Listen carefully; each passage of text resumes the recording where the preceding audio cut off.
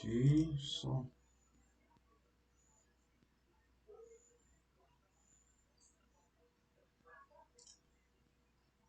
Bom, gente, então, como eu falei, a aula de hoje é sobre evapotranspiração, né? E o uso de imagens térmicas ou termais aplicados ao manejo da irrigação, tá? Bem,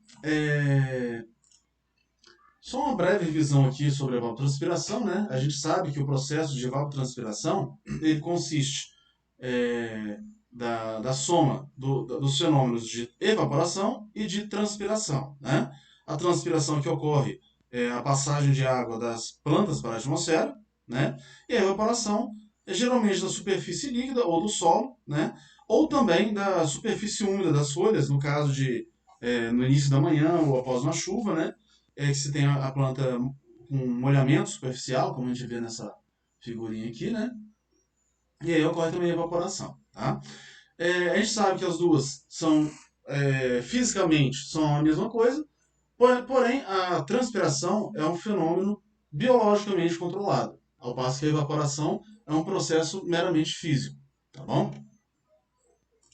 Bem, então a transpiração, né, é um processo físico biologicamente controlado, né, em que ocorre a passagem de água na forma de vapor, tá, da planta para a atmosfera. É claro que essa água ela está armazenada no solo, é absorvida pelas raízes, sobe para a copa das plantas e dali vão para a atmosfera. E a gente sabe também que esse mecanismo, esse fenômeno ocorre em função de diferença de potencial, que nós temos aí no interior da raiz um potencial menor do que no solo, então a água vai do solo para a raiz. Da mesma forma, o potencial na copa, nas folhas, é menor do que nas raízes, então a água sobe para a copa. E da mesma forma, o potencial na atmosfera é menor do que no interior da planta. Daí ocorre então a passagem desse vapor de água para a atmosfera, ok? Bom, como é que a gente mede evapotranspiração? Existem várias formas, né? Mas basicamente o equipamento utilizado é o lisímetro. Nós temos vários tipos de lisímetros, né? Lisímetro de drenagem, lisímetro de pesagem. Aqui a gente tem algumas fotos, né? No caso do lisímetro de drenagem, que são aquelas caixas que estão instaladas, enterradas, né? No solo e possuem um sistema de drenagem com os drenos conduzindo a água para recipientes. E ali a gente faz a medição do volume de água excedente que entrou nesse lisímetro. E por diferença a gente calcula quanto que evapotranspirou naquela área vegetada. Tá? O lisímetro de pesagem ele possui tipo uma balança, uma célula de carga, né? E um sistema eletrônico de registro desses dados. E aí, por diferença de massa, se calcula quanto é que evapotranspirou. Ok? Bom, há várias maneiras de a gente estimar, né, a evapotranspiração. Uma delas, e a gente tem até discutido bastante nessa disciplina agora, é o uso das planilhas eletrônicas, né? Eu já apresentei rapidamente para vocês, já disponibilizei também, tá? E a ideia é que vocês utilizem essas planilhas e vão tirando dúvidas comigo, tá? Essas planilhas são gratuitas, tá? A gente distribui elas gratuitamente. Elas foram desenvolvidas e estão sendo aperfeiçoadas aqui pelo nosso grupo de pesquisa mesmo, tá? E são até objeto de dois projetos que estão em andamento agora, um da FAPES e um do CNPq, que é para aprimoramento dessas planilhas e distribuição aos produtores, para que eles façam uso e façam a validação, né, para verificar se essas planilhas elas são realmente tem sim facilidade de uso por parte dos produtores, né? Então a gente insere dados da cultura, dados locais, dados do solo, dados do equipamento, né? E aí a planilha calcula com base em temperatura máxima e mínima, né? A evapotranspiração da cultura, né? E também o tempo recomendado de irrigação, que a gente vê nessa coluna em azul um pouco mais escuro. E nós cadastramos aqui nas células em amarelo, né? O tempo irrigado, caso tenha sido feita a irrigação, e a chuva. E também cadastramos aqui a umidade medida do solo para fins de comparação, porque a planilha mostra aqui qual seria a umidade do solo calculada, né? Baseado nos dados que a gente inseriu. Se alguém tiver alguma dúvida, pode interromper, tá, gente? E aí também é gerado um gráfico, como esse aqui, tá? Em que a gente consegue observar aqui essa linha azul, a capacidade de campo, linha vermelha, ponto de murcha, a linha verde, a umidade de segurança, os pontos azuis são os pontos de umidade do solo, então a gente observa aqui o decréscimo da umidade do solo com o passar dos dias, esses pontinhos pretos são as lâminas brutas de irrigação aplicadas e os pontinhos laranjas são as chuvas que ocorreram nesse período. Então a gente observa aqui, ó, que foi durante um período, né, para essa área, foi feita uma irrigação praticamente constante, né, com túnel de rega fixo e lâmina fixas também, que foi suficiente para nesse período manter a umidade entre a capacidade de campo e o ponto de murcha e a umidade de segurança, né? As chuvas ajudaram aqui nesse período e não houve irrigação, como vocês podem ver.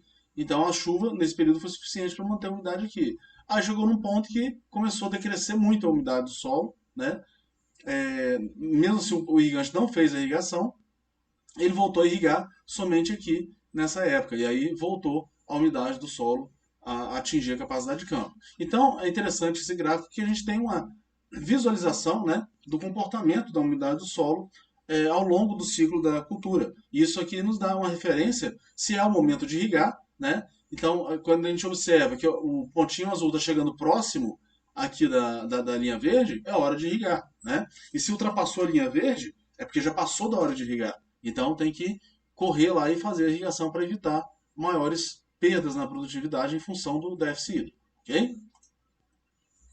Bom, outra maneira, né, outras maneiras de se estimar a evapotranspiração é através de imagens de satélite, né? Essas imagens, elas são baseadas em uma grande diversidade aí de softwares, de tecnologias, né? E muitas delas utilizam imagens de infravermelho para capturar e identificar qual é o nível de estresse hídrico ou de evapotranspiração que possui uma determinada superfície vegetada. Tá? Então, tem vários satélites aí na órbita terrestre, né? Aí na atmosfera, e aí cada um tem a sua faixa de leitura, alguns mais amplos, outros mais restritos, né? Alguns possuem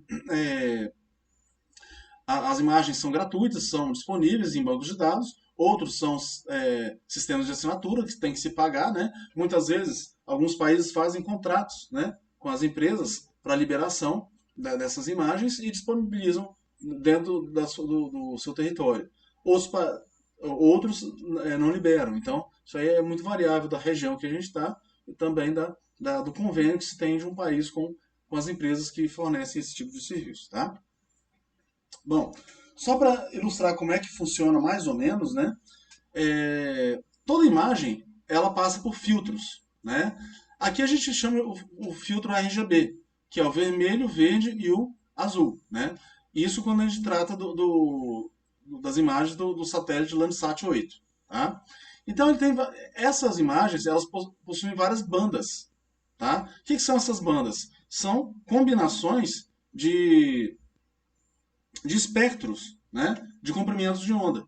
Então, conforme se combina essas bandas, a gente pode a, fazer a mistura de imagens para fornecer, por exemplo, nessa aqui seria uma imagem real, que ela mistura as bandas 2, 3 e 4 e forma esse tipo de imagem, né? Mas eu posso adicionar, por exemplo, a banda 5, né? E aí eu obtenho a imagem infravermelha, que é baseada em temperatura. Então, conforme a gente vai misturando, claro que é necessário ter um conhecimento, né? Quem vai fazer essa programação tem que ter um conhecimento desses códigos fonte para que sejam formadas as imagens corretas e feita também a interpretação por meio de aplicativos. Tá? Olha que interessante essas imagens aqui. São imagens tiradas da mesma região, né, em datas diferentes. Cada bolinha dessa aqui é um pivô central. Tá? E observe esse pivô aqui. Ó. Nessa época aqui, em 30 de abril, né, isso que foi lá em 2011, ainda, no experimento que a gente trabalhou, a gente já notava nesse pivô aqui uma diferenciação numa região. E à medida que vai avançando, a gente vai vendo um aumento dessa diferenciação. Né? O que é esse anel azulado aqui? esse pivô que, ele, na verdade, ele foi um experimento que a gente fez impondo déficit hídrico. A gente diminuiu a intensidade, a vazão dos emissores, de forma que aplicasse menos água, para impor uma restrição hídrica, né? E a gente acompanhar isso aí, qual que seria o efeito na cultura da cana-de-açúcar, tá? Irrigada por pivô central. E pelo satélite ficou nítida, né? Então, mas e aí? Tudo bem, estou vendo aqui que onde está mais azul é onde teve déficit hídrico. E aí? O que isso aí vai representar? Como que eu vou definir o tempo de irrigação? Qual é a hora de irrigar baseado nisso? Não é tão simples assim. Para isso, é necessário o desenvolvimento de mecanismos, de aplicativos que façam a interpretação dessas imagens e tragam um resultado já mastigado para o agricultor, para ele ser auxiliado na tomada de decisão. Tá? Nessas outras fotos aqui, um outro trabalho que a gente desenvolveu utilizando câmeras. Então, não é imagem de satélite, seriam câmeras manuais, termais, né? Para identificação de estresse hídrico em plantas, baseado na temperatura da folha. Essas câmeras, elas conseguem capturar em um grande número de pixels, um grande número também de valores de temperatura, baseado na imagem térmica. Tá? Para a gente entender como é que funciona isso aqui. Né? A gente sabe que as imagens digitais, elas são formadas a partir de pixels. Né? Se a gente der um zoom, por exemplo, nessa parte dessa imagem aqui, né? Tem aqui um tronco de uma árvore com uma folhagem ao fundo. A gente vai ver várias quadrículas. Cada quadrícula dessa aqui é um pixel. Tá? Ou seja, é a unidade mínima de uma imagem digital. Tá? É a menor unidade de uma imagem digital. Então são esses pixels que, agrupados, formam as imagens. Se você se aproximar de uma televisão, ficar bem próximo dela, principalmente se ela tiver uma resolução não muito boa, né, televisão mais antiga, você vai ver que aquela imagem ela é toda pontilhada. Então cada pontinho daquele representa o que a gente chama de um pixel. Ok? E aí, nesse trabalho, primeiro a gente fez um teste preliminar, utilizando aqui dois tipos de plantas, né, hibisco e citrus. Tá? Era feito também acompanhamento da temperatura do ar, dentro de uma casa de vegetação. Okay? A gente usou aqui uma câmera térmica, né, que era desse modelo aqui. Aqui no Brasil é um valor bem alto, em torno de 20 mil reais aí, né? Isso aí, em outros países, na Europa, Estados Unidos, o custo é bem inferior. Apesar que o dólar está tão alto hoje que 3 mil dólares já vai dar aí quase 16, 17 mil. Então a diferença nem é mais tão grande, né? Já foi bem maior. Tá? Nessa época que a gente fez o trabalho, o dólar era 4, então era quase que o dobro do preço, né, aqui no Brasil. Como o dólar disparou, então acabou aproximando esses valores aí. Bom, essa aqui é uma imagem da forma que a câmera captura, tá? Só para a gente ter uma ideia. O que fazer com uma imagem dessa? O que eu tenho aqui? Eu tenho o interior da casa de vegetação com várias plantas, né? O que essa imagem traz para mim aqui? Não dá para a gente interpretar muita coisa. Então, é o que a gente chama de imagem poluída. A gente não consegue diferenciar aqui, identificar o que nos é útil. Para isso é necessário fazer ajustes nessa imagem, né? Como é que a gente procedeu esse ajuste? Primeiro a gente trabalhou com o chamado contraste térmico, tá? Que era colocar um painel preto, né, de sombrite atrás da planta, tá? E tirar a foto. Por que painel preto? Bom, primeiro porque a cor preta é a cor que mais absorve calor, né? Se você pegar aqui nessa escala, a gente observa isso. A cor que mais absorve calor é a cor preta. Por quê? Porque ela reflete menos, né? Então, a gente usou um software que a própria fabricante da câmera fornece e ele fornece também aqui a imagem. O que é essa imagem aqui, gente? São diversos valores de temperatura que são convertidos em cores, né? O software converte em cores.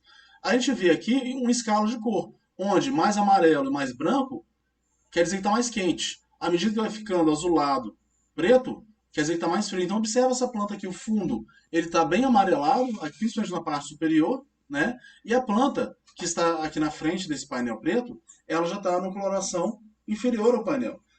Só que ela ainda se confunde com algumas partes desse painel. Então é necessário aí alguns ajustes, né? O que a gente observa aqui também? O valor mínimo mostrado nessa imagem é de 30,4 graus Celsius e o máximo de 40,5 graus Celsius, que é nessas partes mais brancas aqui superiores desse painel, né?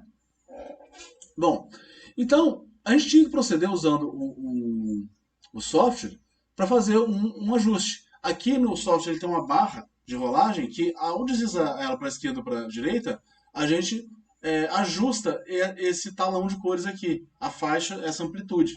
Ok? Então a gente ia ajustando de forma que diferenciasse bem a planta do painel que estava atrás dela. Né? E aqui a gente tinha o valor máximo de temperatura. E aí, a partir desse valor, a gente ia ajustando a barra de rolagem para deixar o painel de trás branco. E aí a gente conseguiria isolar, né, o que era planta daquilo que não era planta, como a gente vê nessa imagem. Então, nesse caso, qual era a temperatura limite? 34,4 graus Celsius. Tudo que estivesse acima de 34,4 graus ficaria branco na imagem. Tá? Então, não seria computado. Daí, a gente exportava esse arquivo como um arquivo de texto, né, do tipo CSV, tá? E abria numa planilha de Excel. Ok? Quando a gente abre essa planilha, o que a gente tem aqui? Os valores de temperatura de cada pixel daquele. Nesse caso, a resolução dessa câmera era de 76.800 pixels. Então, isso quer dizer que a gente tem 76.800 valores de temperatura em toda aquela imagem. Ok? Bom, para a gente conseguir calcular a média só da temperatura, a gente criava uma outra planilha e fazia um ajuste. Né? A gente colocava uma formulazinha condicional que todo valor que fosse superior àquela temperatura limite, nesse caso aqui foi 34,4 graus, né, seria convertido em letra A. Observe que aqui aparecem vários valores de letra A. Né? E aí a gente manda calcular a média. Como é que funciona isso? Então, a planilha ela calcula os valores médios e desconsidera tudo aquilo que é letra. Ou seja, a gente conseguiu isolar todos os valores acima de 34,4 graus Celsius, que seria a nossa temperatura limite. Não é? Então, essa aqui foi a fórmulazinha condicional que a gente bolou para conseguir fazer essa separação, né, dos valores. Se a gente diminuir o zoom da planilha, olha que interessante, a gente consegue ver nitidamente aqui em branco o que era planta, desses pontinhos cinza, que era tudo aquilo que não era planta. Na verdade, cada pontinho aqui é uma letra A. E cada parte dessa em branca é um valor numérico de temperatura da planta. Então, ou seja, a gente conseguiu isolar com bastante precisão a planta do seu entorno. Isso aí já foi um grande avanço no trabalho que a gente conseguiu. E aí calculamos o valor médio da planta, da temperatura. Ou seja, claro que a gente viu na imagem térmica que a planta ela oscilava, tinha algumas regiões mais frias e outras mais quentes. Mas então o que interessa para a gente é o valor médio, pegando toda a área delimitada pela planta. Né? E olha que interessante, né? Um comparativo da imagem digital. À esquerda aqui uma planta de hibisco que não foi irrigada, né? Está passando por estresse hídrico, e a da direita ela foi irrigada diariamente, ou seja, não estava sofrendo. Como o hibisco é uma planta mais sensível, a gente nitidamente já consegue ver a planta sofrendo. No caso dos citros, que estava do lado ali, é uma planta mais resistente, então a gente visualmente não conseguia identificar qual seria a planta que estava bem irrigada e qual estava sofrendo o estresse hídrico. Né? Aí, na hora que a gente joga a imagem térmica, aqui antes do ajuste, né, e após o ajuste, nós conseguimos ver, principalmente depois que a gente fez o ajuste, qual que era a planta com maior sintomas de deficiência. Observem aqui que essa planta está muito mais amarelada e essa aqui está mais roxa, indicando que ela está mais fria. E olha aqui nos citros, né? Também a gente vê nitidamente, apesar de na imagem termal a gente não conseguir visualizar, na imagem digital, né? Na termal isso aqui já foi evidenciado. Então a gente consegue visualizar que essa planta aqui está menos, está sofrendo menos. Tá? Aí vocês devem estar se perguntando, tá, mas e daí? Isso aí serve para quê? Inicialmente, gente, é só para a gente fazer a identificação. Depois, a pesquisa ela se desenvolve num passo a passo. Tá? o trabalho continua e vocês vão entender melhor aqui como que a gente trabalhou esses dados. Então, para o caso dos citros lá e do hibisco, a gente calculou a média de 7 dias, né, e comparamos a temperatura do ar. E a gente observa que tanto a planta de hibisco sem água e de citros apresentavam temperatura bastante superior à temperatura do ar. Né? Mesmo a planta bem irrigada, ela tinha temperatura maior, só que aquelas que não eram irrigadas apresentavam valores ainda mais altos. Né? E quando a gente pega a diferença de temperatura em médias em dados de 7 dias, a gente consegue ter esse resultado aqui. A gente vê nitidamente que as plantas não irrigadas estavam mais quentes. Né? E traçando linhas com efeito cumulativo disso, dia após dia, a gente observa que as plantas que não receberam água, elas possuem uma inclinação da reta maior, né? Indicando a tendência de aumento de efeito cumulativo da temperatura no estresse hídrico dessas plantas. Né? Bom, pode falar, Michael. Ô professor, aí nesse sentido tem como correlacionar essa temperatura com uma lâmina de água ideal para poder sair desse estresse hídrico? Sim, a ideia do trabalho é essa. Na verdade, como eu falei, esse trabalho foi preliminar, né? Esse trabalho ele continua, mas a ideia é chegar num nível de automação que você tenha sensores de temperatura instalados ao longo do dossel de plantas, né? E quando a planta atinge um determinado nível de temperatura acima da temperatura do ar, aciona automaticamente o sistema de irrigação. Entendeu? Essa é a ideia. Sim, compreendi. Bacana. Nesse trabalho aqui, não chegamos nisso ainda não. Mas, como eu falei, a pesquisa continua. Né? Esse trabalho que a gente desenvolveu, até a gente conseguiu publicar tá aqui o link, quem tiver mais interesse, né? Um trabalho que foi publicado numa revista sobre citricultura, sobre horticultura, na verdade. Né? Então, quem tiver mais interesse, tá o link aí, tá? Depois, se quiser, eu posso passar no WhatsApp também o link para ficar mais fácil de vocês entrarem lá e entenderem como é que foi feito o outro trabalho. Que eu vou apresentar ele agora aqui, né? Foi esse trabalho aqui, né? Que a gente avaliou o status hídrico em plantas de citros dentro de casas de vegetação, né? Bom, só explicando o que a gente fez, a gente aplicou 5 tratamentos, que era a reposição da evapotranspiração, né? Desde 25, 50, 75, 100% e um tratamento também aplicando mais água do que a gente estimou de evapotranspiração, né? Utilizamos duas espécies vegetais, a laranja valência e o pomelo, né, que a gente chama também de grapefruit, com 5 repetições em esquema de blocos. Estava aqui o layout da casa de vegetação, né? Aqui por onde entrava o ar, painel de resfriamento, os ventiladores, né, a porta, e aqui as bancadas contendo os tratamentos, né, com o posicionamento de cada um deles.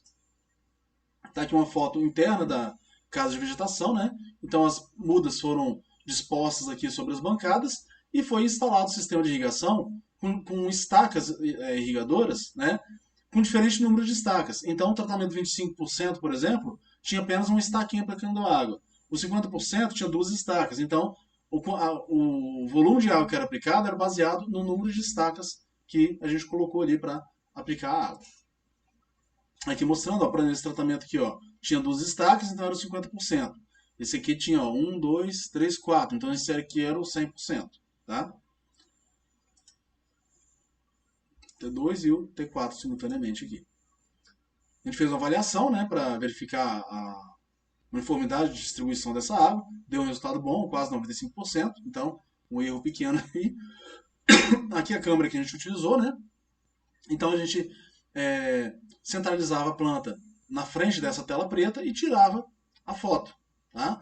E aí a gente tinha a imagem digital, a imagem térmica ajustada e a planilha com os dados, com os valores, né, obtidos ali para a planta. Então a gente vê nitidamente a silhueta da planta aqui, né, quando a gente aplicou aquela formulazinha, em que a gente isolou, né, a planta dos valores no entorno da planta. Então a gente conseguiu calcular a média de todos os valores pertencentes àquela planta. Ok?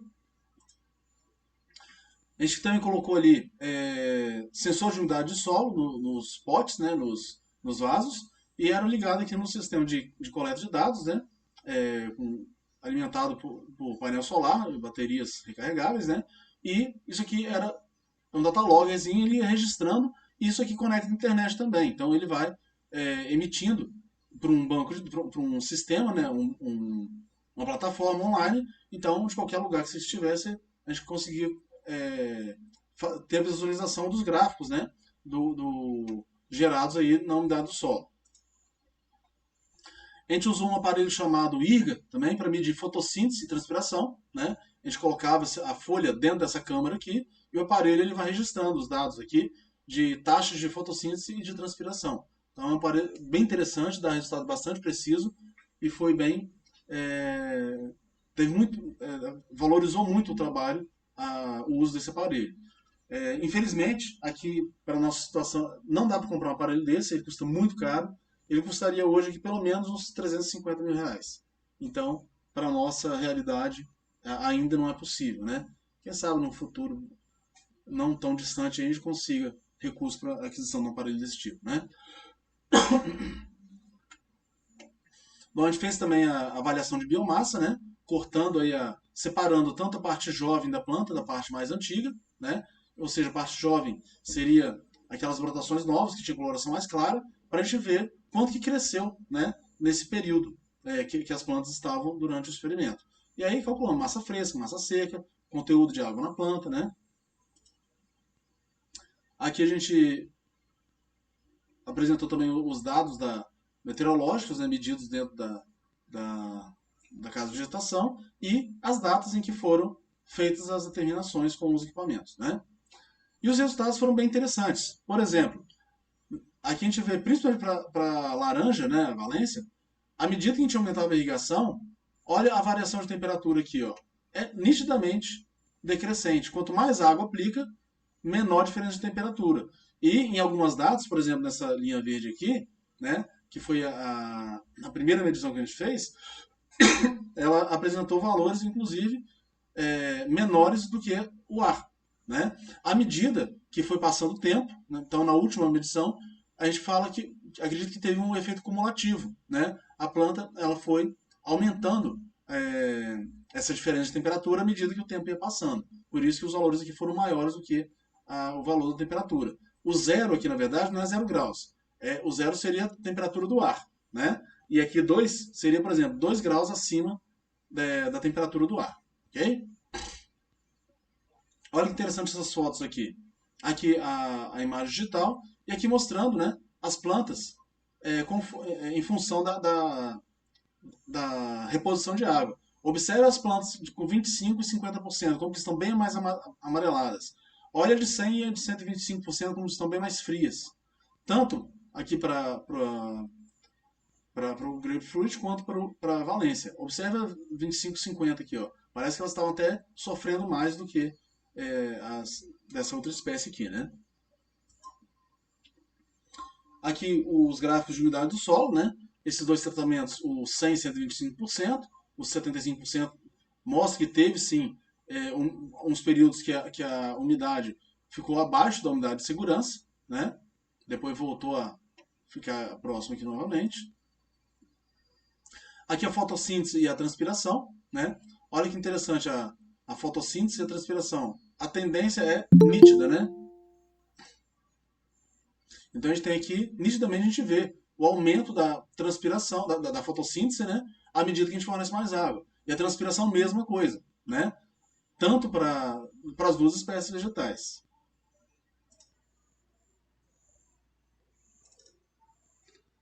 Aqui, as avaliações de biomassa, né? Também a tendência sempre crescente para biomassa das plantas, né? De tanto fresca quanto massa total, e a diferença de temperatura, tendência de decréscimo, né? Da temperatura à medida que se tinha o incremento de água, o conteúdo de água na planta. Algumas conclusões que a gente tirou desse trabalho, gente. A gente conseguiu desenvolver um método que medisse, né, essa temperatura aí, nessas duas espécies de cítrus, né? Em todos os tratamentos, todas as variáveis mostraram boa relação entre a temperatura e a resposta fisiológica das plantas, né, que foram expostas a diferentes níveis de água. Essas plantas que receberam menos água estavam sujeitos à restrição, elas apresentavam a temperatura bem mais alta do que o ar, como a gente pôde ver nas imagens, né? A gente conseguiu ver facilmente, através da imagem térmica, né, as plantas que tinham estresse hídrico, né? É um processo bem rápido, bem simples, né? Depois, claro que deu trabalho para ser desenvolvido, mas uma vez que ele for desenvolvido, né, a gente consegue facilmente e rapidamente obter, fazer uma avaliação do estado hídrico das plantas, né? Como eu falei, essa técnica em si sozinha não ajuda muito não, mas quando ela for associada a um sistema automatizado, ela sim pode ser utilizada para programação de irrigação, né? Inclusive acionando diretamente o sistema de irrigação, a motobomba, né? É preciso ainda estabelecer uma temperatura limite, né? Então precisa de mais estudo para diferentes espécies vegetais para saber qual é essa temperatura limite, para definir o tempo de irrigação, né? Para utilizar esse processo em larga escala, precisa ser aplicada uma rotina de automação, então tem que ser toda feita uma programação de automação para que seja processada a imagem térmica, né, em tempo real, e isolar a planta do seu entorno. Por exemplo, a planta daninha, né, que geralmente lá no campo, na casa de vegetação não tinha, mas lá no campo vai ter muitos interferentes, né, mais do que na casa de vegetação. Tá? Um detalhe interessante, né, que teve bastante desdobramento esse estudo, até a página da indústria de citros, lá da Flórida, veiculou também esse trabalho na página deles, divulgando, né, mostrando a importância desse trabalho para trabalhos futuros. Né? Esse trabalho continua, né? Tem uma parceria da Universidade de Valência, na Espanha, que está dando continuidade a esse trabalho, em parceria lá com a Universidade da Flórida, onde eu desenvolvi esse trabalho também. Tá, e só para finalizar, aqui agradecimento à equipe que trabalhou comigo lá nesse projeto. E se tiverem alguma dúvida, como eu falei, era uma aula bem rápida, né? Só para mostrar o potencial e as novidades que a gente a fronteira do conhecimento nessa área de manejo de irrigação, né? Que uma delas é o uso dessas imagens termais. Então, se alguém tiver alguma dúvida, estou à disposição para responder aqui. Alguma dúvida, gente?